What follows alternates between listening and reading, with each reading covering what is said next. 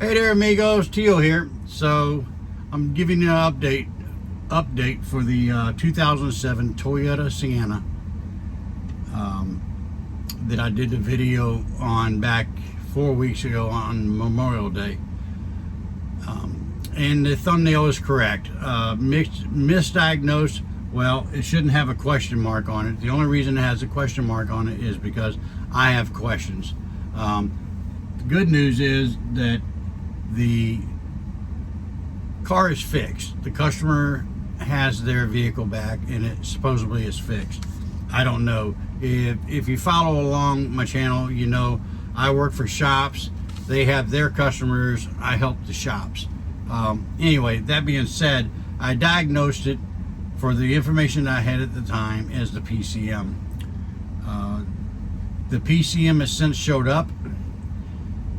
It was during the time I was doing other schedules for the day. I came by, I installed the computer, set it up. I used my Schumacher maintainer to set it up because the car wouldn't start. The ground cable down from the battery down to the frame, they had an issue, and the shop owner wasn't there. So all I could do was set up the computer that day. Past that point, I didn't get to do other checks I wanted to do. So now I have to go on what I was told. And I have more information. So my goal in this is to give you information to help you along with diagnosing the P0500.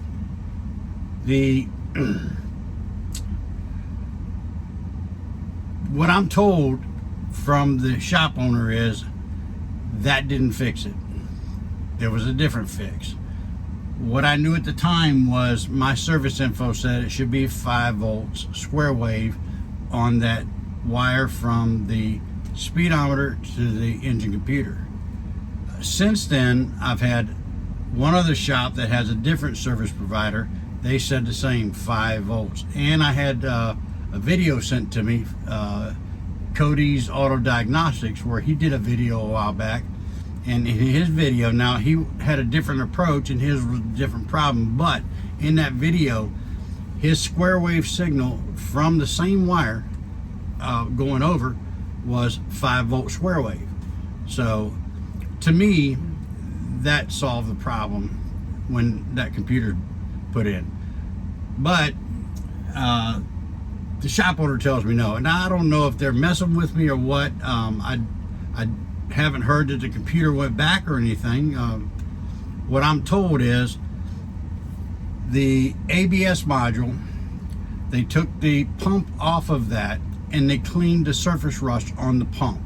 Not the module, but the pump had surface rust on it, and that supposedly fixed it. Doesn't explain to me. Now, if you watch the video, you'll see that from the instrument cluster down to the wheel speed sensors, I had no issues. The speedometer was working fine. I had no issues there. The only thing I saw was the 10 volt coming from the PCM.